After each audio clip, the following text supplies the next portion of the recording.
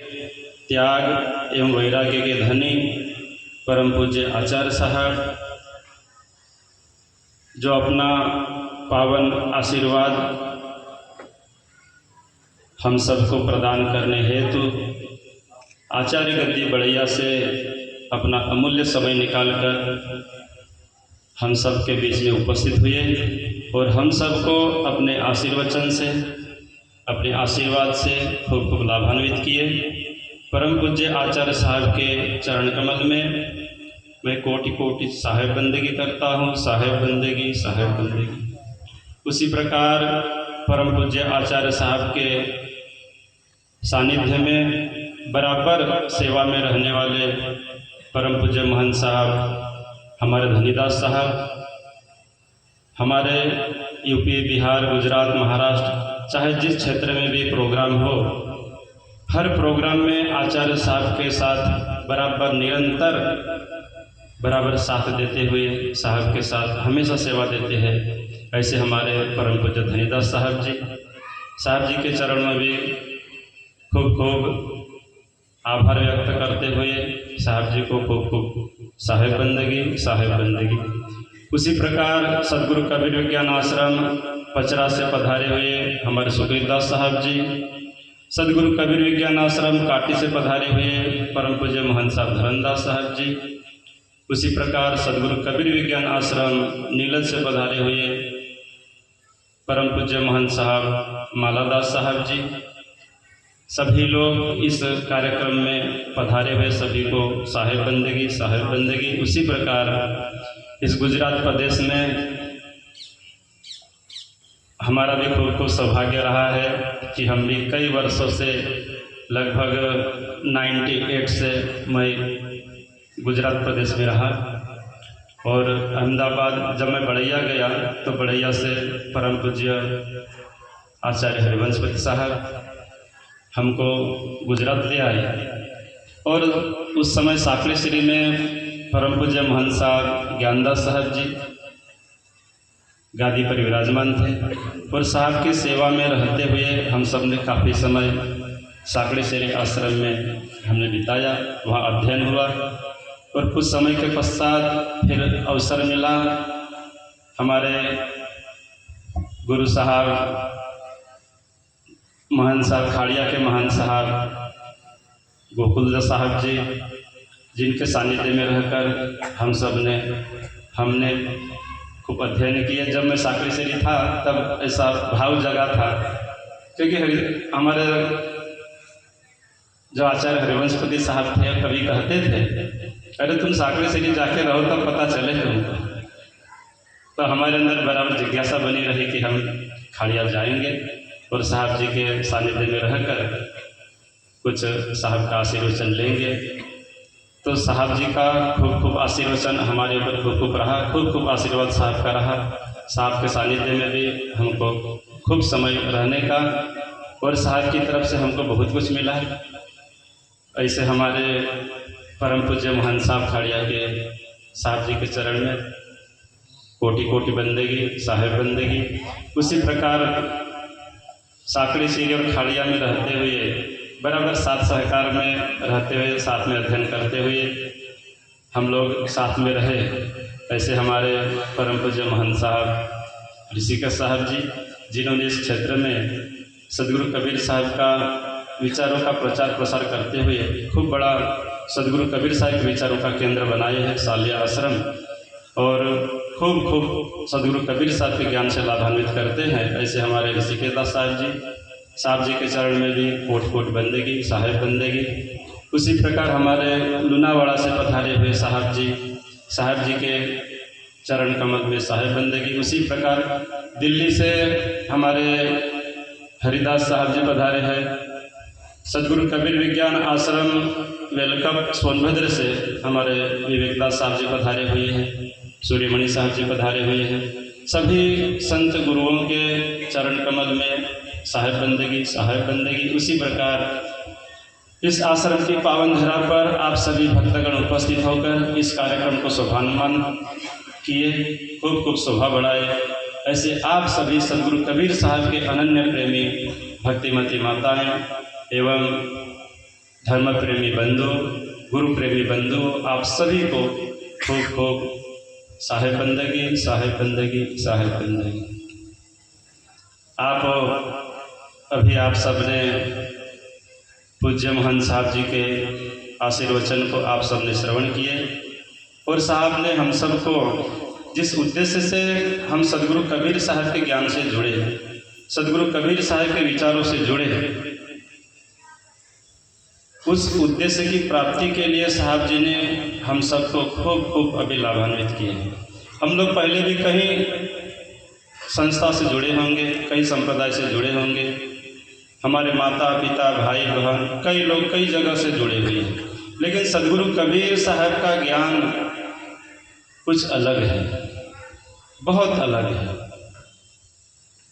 व्यवहार की बातें, ज्ञान की बातें हम लोग सब जगह सुनते हैं। अभी आप लोग सोशल मीडिया का ज़माना है, आप सब मोबाइल में देखते हैं, जानते हैं। जब आप मोबाइल खोलेंगे आप सत्संग पाएंगे, अब कुछ न कुछ आयोजन पाएंगे और सभी संत सदगुरु जीवन सुधार की बातें, आत्म कल्याण की बातें, अध्यात्म की बातें सभी लोग हम सबको बताते हैं, सुनाते हैं।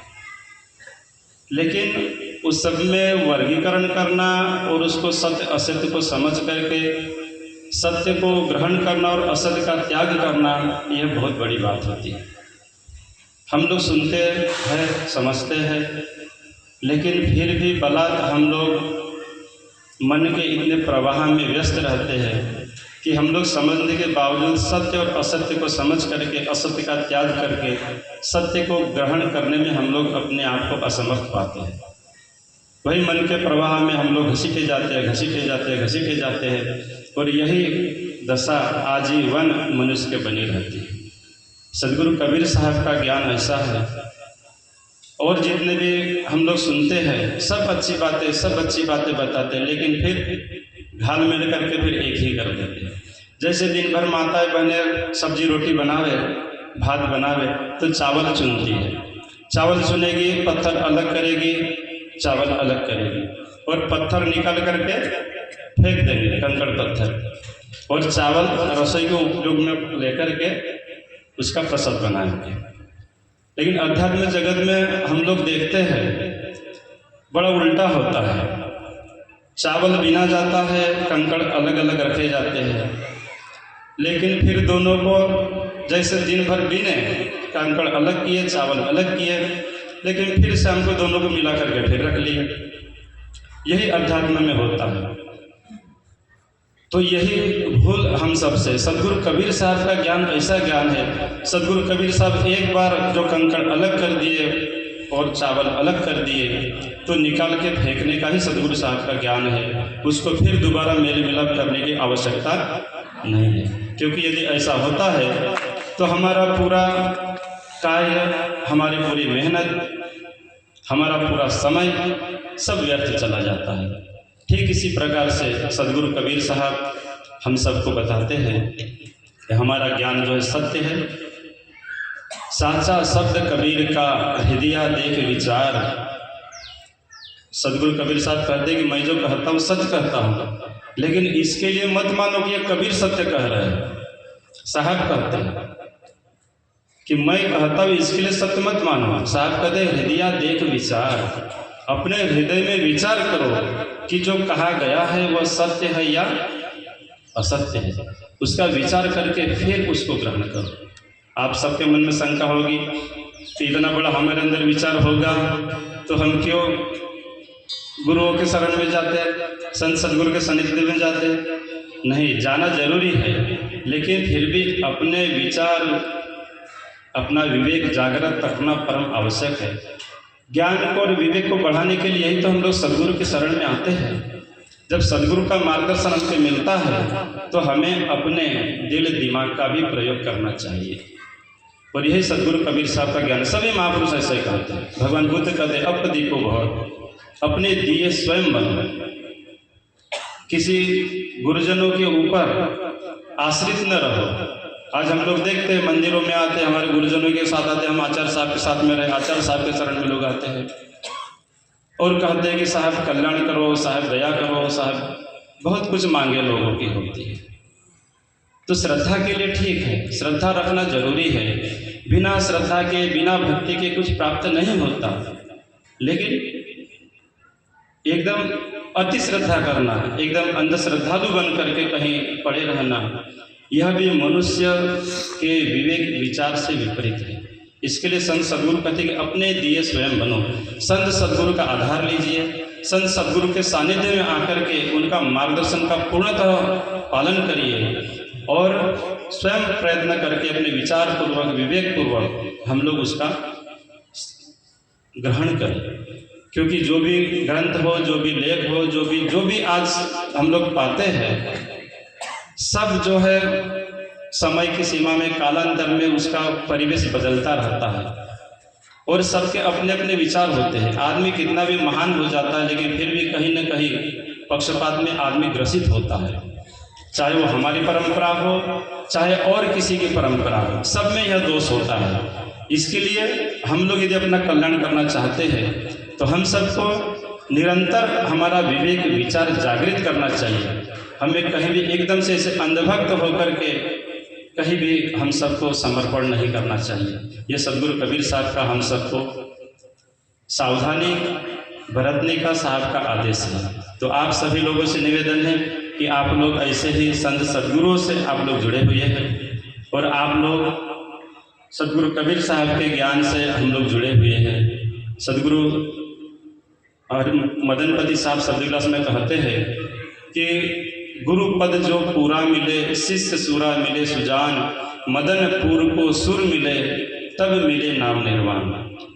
गुरु पद जो पूरा मिले, गुरु पद को तो पूरा होना ही चाहिए, लेकिन साहब सावधानी देते हैं कि शिष्य सूरा मिले सुजान, शिष्य को भी सुरीर होना चाहिए। केवल गुरु के पूर्ण रहने से नहीं होगा। हमारे सद्गुरु हरिदास साहब जी ने इतना सुंदर आयोजन किए, इतना सुंदर इस संस्था का निर्माण किए और आप सबको सद्गुरु हरिदास साहब का खूब खूब आशीर्वाद आप सबको प्राप्त हुआ। अभी भी कई ऐसे पुराने हमारे भक्त लोग मंदिर से जुड़े हुए हैं जो सद्गुरु हरिदास साहब के सानिध्य में रहे, उनके साधना के अनुभव का उन सबको पूर्ण रूप से लाभ मिला। तो आप सबसे निवेदन है कि आप सब सद्गुरु हरिदास के उस दिए हुए ज्ञान को आप सब अपने हृदय में खूब खूब हृदयांगम करेंगे और उसका पालन करते हुए खूब अपने जीवन को भौतिक जीवन में भौतिक सुख से खूब आप लोग लाभ लेंगे। उसी प्रकार अपने आध्यात्मिक जीवन में प्रवेश करते हुए सद्गुरु कबीर साहब की जो सुरत शब्द योग की साधना है, उसमें आप लोग निरंतर अपने आप को निमज्जन करते रहेंगे और अपने जीवन को सुखी बनाएंगे। बहुत ज़्यादा न करते हुए हमें परम पूज्य आचार्य साहब जी के आशीर्वचन को भी हम सबको ग्रहण करना है। तो बहुत ज़्यादा न करते हुए हम आप सबसे निवेदन करते हैं, सद्गुरु कबीर साहब के चरण कमलों में निवेदन करते हैं कि आप सब जिस मनोभाव के साथ इस सद्गुरु हरिदास साहब की धारा में आप लोग पहुँचे हैं, सद्गुरु हरिदास साहब, सद्गुरु कबीर साहब, परम पूज्य आचार्य साहब की खूब खूब दया आप सबके ऊपर हो। इसी भाव के साथ हम अपनी वाणी को विराम देते हैं। बोलिए सद्गुरु कबीर साहब की जय, गुरु साहब की जय, साहेब बंदगी साहेब। अभी हमણાં આપણે બધા નવા મહંત સાહેબ શ્રી સદમત સાહેબના વિચારને સાંભળ્યા। સાહેબ કહે છે, ભૂલ મિટે ગુરુ મિલે પારખી, પારખ દે લખાઈ। कहे कबीर भूल की औषध, पारख सबकी भाई। बधाना जीवननी अंदर आत्म तत्व ने पारख करवानी शक्ति दरेकनी अंदर छे, परंतु संत सद्गुरुना सानिध्यनी अंदर जईने आपणे एने मेळववानी छे। साहेब आपणे खूब ऊंडा शब्दो थी तमने बधाने लाभान्वित कर्या। हरिदास साहेबना चेतनाने पुनः वागोळी हवे આપણે બધા જેમના આશીર્વાદના રાહ જોઈ રહ્યા છીએ એવા પરમ પૂજ્ય, પરમ આદરણીય, પરમ વંદની, પ્રાતસ્મરણી બળિયા પીઠાધીશ્વર પીઠના આચાર્ય સાહેબ શ્રી સાધુ શરણપતિ સાહેબના વિચારને આપણે બધા શ્રવણ કરીશું. ખૂબ બધા પ્રેમ અને ભાવ સાથે એકવાર સાહેબના નામને જય જયકાર કરીએ. બોલો સદગુરુ દેવ કી, સદગુરુ કબીર સાહેબ કી, સદગુરુ મદનપતિ સાહેબ કી. બંદગી બંદગી બંદગી સાહેબ. આચાર્ય સાહેબ શ્રી.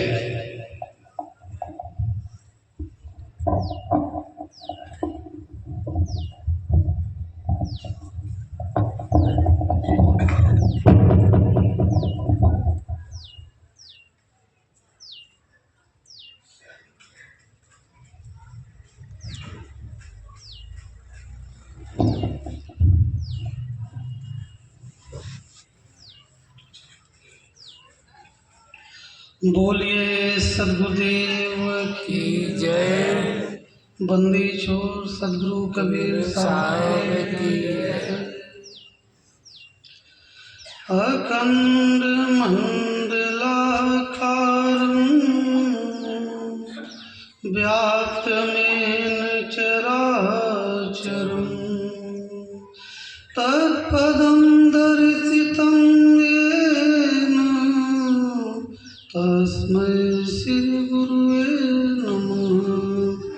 तस्मै श्री गुरुवे नमः। कबीर नामं परमं पुनीतं युगे युगे स्वामी हरन्त दुःखं दातारमुक्तं पुरुषं पुराणं चरणारविन्दं सततं नमामि। चरणारविन्दं सततं नमामि। बोलिए सद्गुरुदेव की जय।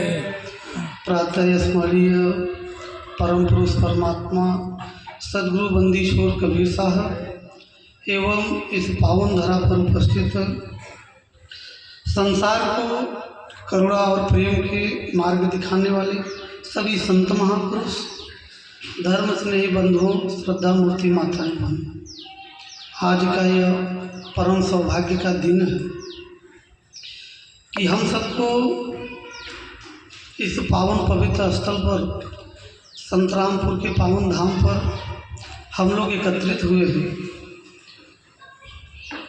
आज का जो कार्यक्रम है हमारे हरिदास साहब जी की स्मृति में एवं सुखमणी साहब जी के सतलोकवास के उपलक्ष्य में ये भंडारे का आयोजन किया गया है। मैं हृदय से धन्यवाद देता हूँ हमारे ट्रस्ट मंडल, मुख्य रूप से हमारे भक्त श्री भमा साहब जी एवं खाटू साहब जी और सभी ट्रस्ट मंडल का नाम मुझे स्मरण नहीं है, लेकिन मैं सभी को हृदय से खूब खूब आभार व्यक्त करता हूँ, धन्यवाद देता हूँ कि उन्होंने उनके अथक परिश्रम से एवं उनके समस्त गुरु भाइयों, समस्त भक्तजनों के सहयोग से ये कार्यक्रम संपन्न हो रहा है। इसके लिए आप सबको खूब खूब हृदय से धन्यवाद है, आभार आप सभी का। और संत महापुरुषों का आगमन करा करके हमारे बड़े दूर दराज से कई प्रांतों से संत महापुरुषों का आगमन हुआ है। उन्होंने संत महापुरुषों के वाणी वचन का लाभ आप सबको प्रदान किया और आप सभी को खूब खूब हृदय से धन्यवाद है कि अपना अमूल्य समय निकाल करके आप लोग इस सत्संग की शोभा बढ़ाए। इसके लिए हृदय से आप लोगों का आभार, धन्यवाद आप सभी का। हम अपने हृदय के आराध्य देव सद्गुरु कबीर साहब के पावन कमल चरणों का आशीर्वाद लेकर के मैं सत्संग में प्रवेश करूंगा, लेकिन एक छोटी सी मैं कहानी बोल करके उसके बाद मैं सत्संग में प्रवेश करूंगा। एक छोटी सी कहानी मुझे याद आती है। इस सृष्टि की जब वर्गीकरण हो रहा था, सभी को अलग अलग व्यवस्थाएं दी जा रही थी। ब्रह्मा जी सभी को अपने अपने काम सौंप रहे थे इस सृष्टि को चलाने के लिए। सबको सब जिसको सौंपते जाते थे वो उठ करके सभा से चला जाता था, लेकिन सबको पूरे संसार में सारे कार्य सबको वितरण कर दिए, सब सारे कार्य दे दिए, लेकिन एक व्यक्ति पीछे बैठा ही था। एक व्यक्ति पीछे बैठा था। तो ब्रह्मा जी ने पूछा, भाई आप कौन हैं? बोले, प्रभु मुझे भी कहीं संसार में जगह दे दीजिए। बोले, अब तो कोई जगह खाली ही नहीं, तो मैं आपको कहाँ जगह दूँ? मैं सबका कार्य अलग अलग दे दिया हूँ, तो आपको कहाँ दे दूँ? आप हो कौन? बोले, संसार बोले सरकार मैं आपका ही बच्चा हूँ। बोले, आप कौन है? बोले, मैं भगवान, मैं पाप हूँ। कौन हूँ? पाप। तो बोले, अब तो संसार में भाई पाप हो तो, लेकिन संसार में कहीं जगह ही नहीं, तो मैं आपको दूँ कहाँ? तो बोले, प्रभु कहीं भी सत्संग का सभा लगा हो, जो वहाँ सत्संग प्रेमी बैठे हों, मुझे उनके जिह्वा पर ही जगह दे दीजिए कि अगर संत महापुरुष जय जय घोष करें तो उनको जय जय घोष करने में हम उनको रोकने का प्रयत्न और प्रयास करें। और हमें लगता है कि पाप हम आप सबके जिह्वा पर बैठा नहीं है, इसलिए जो है कि मैं एक बार जय जय घोष कर रहा हूँ, लेकिन आप लोग बहुत एकदम मधुर आवाज़ में आप लोग जय जय घोष कर रहे हैं। आप लोगों को ऐसे जय जय घोष करना चाहिए कि ये प्रांगण गूंज उठे। बोलिए सदगुरु बंदी छोर कबीर साहब की जय। सदगुरु बंदी छोर कबीर साहब की जय।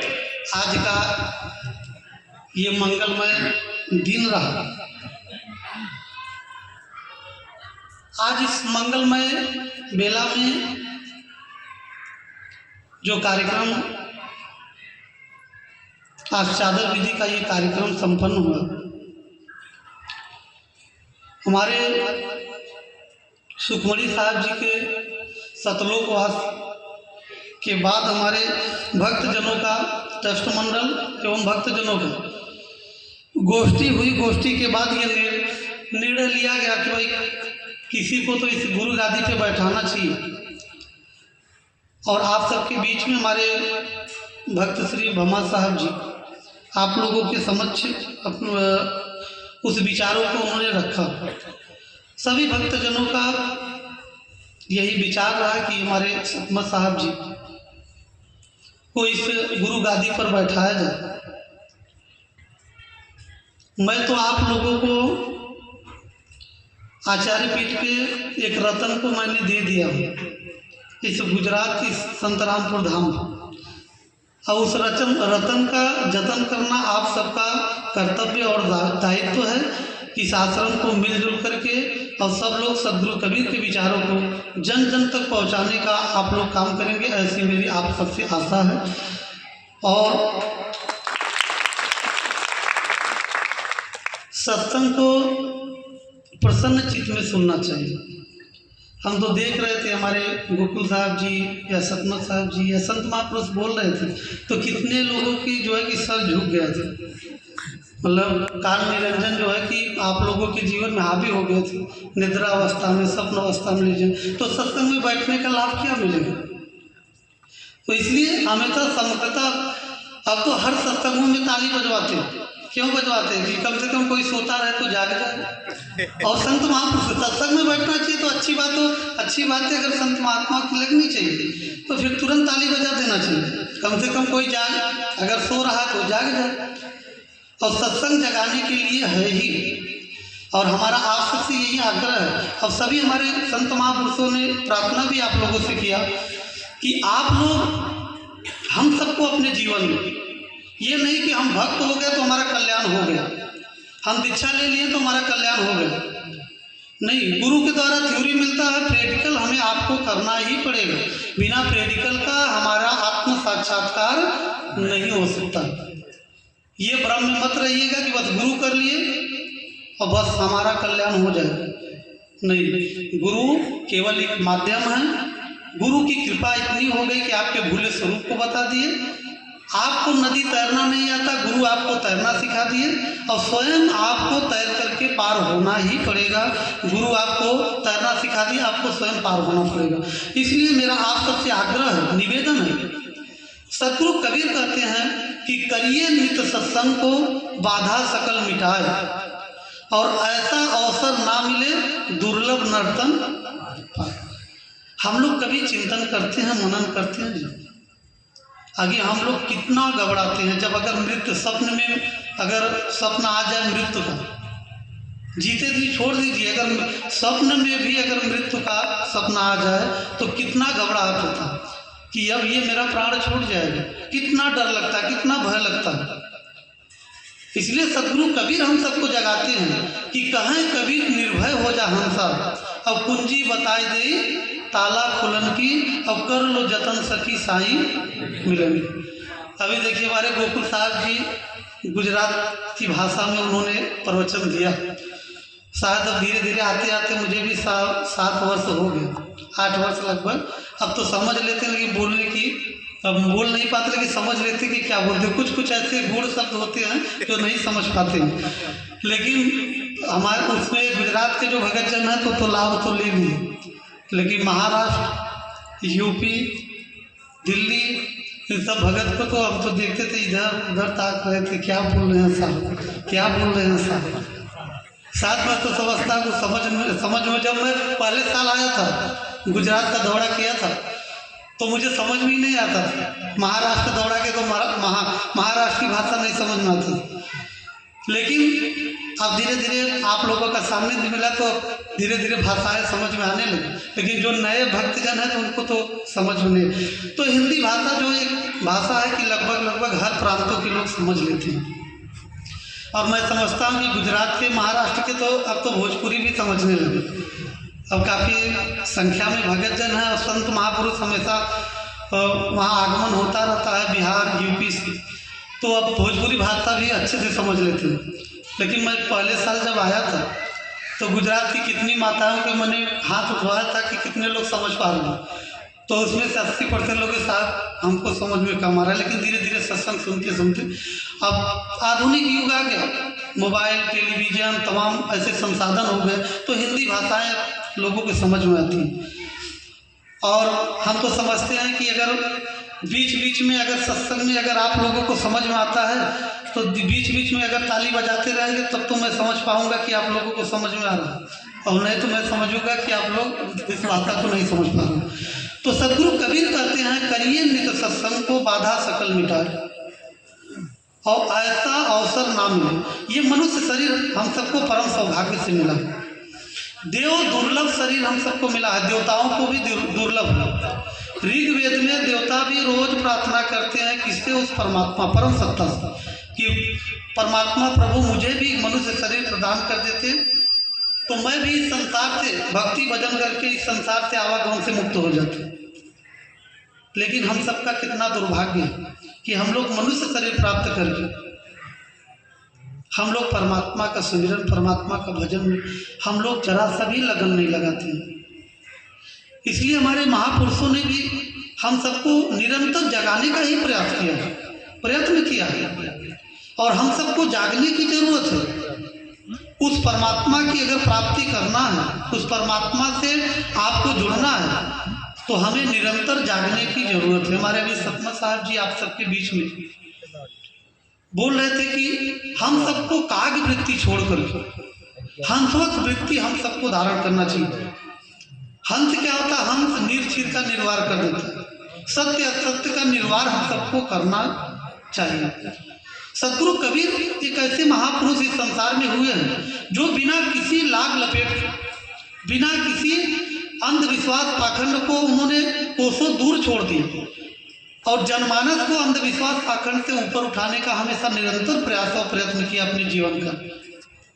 लेकिन हम सबका दुर्भाग्य है कि हम लोग अंधविश्वास में फंसने के लिए, वाणियाँ तो कोई भी अच्छा बोल सकता है, मैं भी अच्छा वक्ता बन सकता हूँ, कोई भी संत महापुरुष अभ्यास करके अच्छे वक्ता बन सकते हैं, अध्ययन करके अच्छे वक्ता बन सकते हैं, हमारे भक्तजन भी, हमारे साधक जन भी अच्छे वक्ता बन सकते हैं।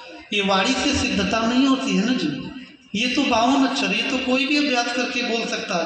आप टेलीविजनों पे देखिए भगवान बुद्ध का, हम तो सीरियल एक भगत जी भेजे थे तो मैं देख रहा था, 40 मिनट का था, तो भगवान बुद्ध साक्षात ऐसे दिख रहा था जैसे कि भगवान बुद्ध साक्षात आ गया। इतनी मधुरता वाली, इतनी करुणा वाली उनकी वाणी में था। लेकिन वो कौन था? वो तो मनुष्य थे ना, वो तो कलाकार थे, तो वो तो अभ्यास करके, अध्ययन करके और उनका जो है कि रोल निभा रहे हैं। भगवान कृष्ण का रोल निभाने वाले जो व्यक्ति हैं, देखिए ऐसा लगता है कि साक्षात गीता का ज्ञान दे रहे हैं भगवान कृष्ण। क्या उन्हें सिद्ध महापुरुष मानेंगे? सो सिद्धता ये वाणियों के वक्ता बोलने से नहीं होता, सिद्धता अपने अंतःकरण से भजन करने से होता है, सुमिरन करने से होता है। इसलिए मैं हमेशा आप सबसे आग्रह और निवेदन करता हूँ कि मुक्ति हमारी मुक्ति होगी जब हम आत्म साक्षात्कार करेंगे, हम प्रैक्टिकल करेंगे। इसलिए हमें आप सबको बहुत जरूरी है कि हम सबको हमेशा निरंतर अपने जीवन में हम सबको जागना चाहिए। स्वयं जागिए और लोगों को जगाइए, ये आप सबका भी दायित्व है, कर्तव्य है। और हम सब हमारे सतमत साहब जी के बारे में आप सब जानते भी हैं, लगभग यहाँ कुछ समय यहाँ भी बिताए हैं और ये गुजरात के धरती पर बहुत उन्होंने अपना बचपन बिताया है। और हम तो समझते हैं कि साहब जी आप सबका प्रेम, सारे भक्तजन हम तो समझते हैं कि संतुष्ट होंगे और ऐसे आप लोगों का प्रेम और छाया, ममता की छाया उनके ऊपर सदैव बनी रहे और आप लोग मिलजुल करके सद्गुरु हरिदास साहब जी के जो उनकी साधना, जो उनका प्रेम, जो उनकी करुणा, जो उनका मार्ग था, उनके पग चिन्हों पर चलने का आप लोग काम करेंगे। और यही मेरा आप सबसे निवेदन और आग्रह। हमारे सतमत साहब जी, हमारे भक्तजन गुजरात के हमारे जितने भी ट्रस्टीजन हैं, हमारे भमाद साहब जी, राम सिंह साहब जी, और तो सबका नाम हम तो, मुझे खेद है कि सबका नाम मुझे स्मरण नहीं है, लेकिन सभी जितने यहाँ के जुड़े हुए भक्त समाज हैं, सब लोगों ने जब ये प्रस्ताव रखा मेरे सामने कि सतमत साहब जी को, जयपाल साहब जी को इस पीठ के लिए दीजिए साहब, तो मेरे रोम रोम खड़े हो गए। मैं बहुत घबरा गया कि ये क्या बोल रहे हैं। लेकिन अब ये अपने धरोहर है, सारे धरोहर को बचाना, सारे धरोहर की सेवा करना, ये हम संतों का दायित्व और कर्तव्य है। तो मुझे बहुत स्वार्थ लगा कि अब मैं क्या जवाब दूँ। अब ये तो हमारे दाहिने हाथ को ही मांग ले रहे हैं, हमें तो अपंग बनाएंगे, तो मैं क्या करूँ। तो फिर हमारे सतमत साहब जी अपने पीठ के गद्दी के मुख्तार भी हैं। पूरे भारतवर्ष में जितने भी अपनी शाखाएं, 400 से अधिक शाखाएं जितनी हैं, तो मुख्तार पद पे हमारे साहब जी हैं और बने ही रहेंगे। और आप लोगों के इस महंत पद पर भी बने रहेंगे, गुरु पद पर भी बने रहेंगे। और मेरा यही आप सबसे निवेदन है कि जो आप लोग जो सहयोग इस आश्रम के लिए किए, इस कार्यक्रम के लिए किए, सभी के लिए एक बार हम तो निवेदन करेंगे, आप लोग हृदय से ताली बजाकर धन्यवाद ज्ञापित करेंगे। और मेरा आप लोगों से बस प्रार्थना इतना ही है कि एक साधे सब सधे और सब साधे सब जाए, और जो तू सींचे मूल को तो शाखा पत्र अघाए। सद्गुरु कबीर कहते हैं कि एक को साधने की जरूरत है। जितने भी कर्मकांड संसार में हैं, जितने भी इंद्रियों की पूजा है, रामायण में तुलसी बाबा कहते हैं कि गो गोचर मन जहलक जाई और सो माया तुम जानो भाई। अब लोग कहते हैं कि कबीर पंडित तो बड़े खंडन करते हैं, ये कर्मकांड का, ये जड़ पूजा का बहुत खंडन करते हैं। लेकिन रामायण को उठा करके तुलसी बाबा के ही उनके वचनों को आप देखिए। तुलसी बाबा कहते हैं कि गो गोचर मन जहलक जाई सो माया तुम जानो भाई। दो ही पूजा संसार में है, एक पूजा माया की और दूसरी परमात्मा की पूजा। इसके अलावा तीसरी पूजा कोई नहीं है। तो तुलसी बाबा कहते हैं कि गो माने इंद्रियां, गोचर माने दृष्टि, और इंद्रियों का राजा कौन है? मन। जहाँ तक इसकी पूजा है, ये सब माया की पूजा है। इंद्रिय रहित कर्म जो हो, निश्चय सतपथ पावेगा सो। जो इंद्रियों से परे जो पूजा है वही सच्ची परमात्मा की पूजा है। जो आपको सूरत शब्द योग जो आपको ज्ञान दिया गया है, जो आपको जो ध्यान दिया गया है, जो आपको आत्मज्ञान दिया गया है, वही सच्चे परमात्मा की पूजा है। और संसार में हमको सदगुरु कबीर कहते हैं, सदगुरु जो आपस में बैर करे मिले और से जाए, और वो भोगत है बहुत दुख पर बैरी के साथ। सदगुरु कबीर कहते हैं कि जो आपस में बैर करे, जो आपस में परिवार में बैर करता है, हम संसार की कुछ बातें रखेंगे इसलिए कि आप लोगों की साधना तभी सफल होगी जब आपके भौतिक जीवन में, पारिवारिक जीवन में जब सुख और शांति स्थापित होगा। नहीं तो पुराने से पुराने हमारे हरिदास साहब जी के शिष्य बहुत से साधक जन हैं। और बताइए जितने लोग भजनानंदी हैं, और जिस दिन भजन करना आपको, जिस दिन घर में लड़ाई हो जाए पत्नी से, पति से, बहू से, सासू से, देवरानी से, जेठानी से लड़ाई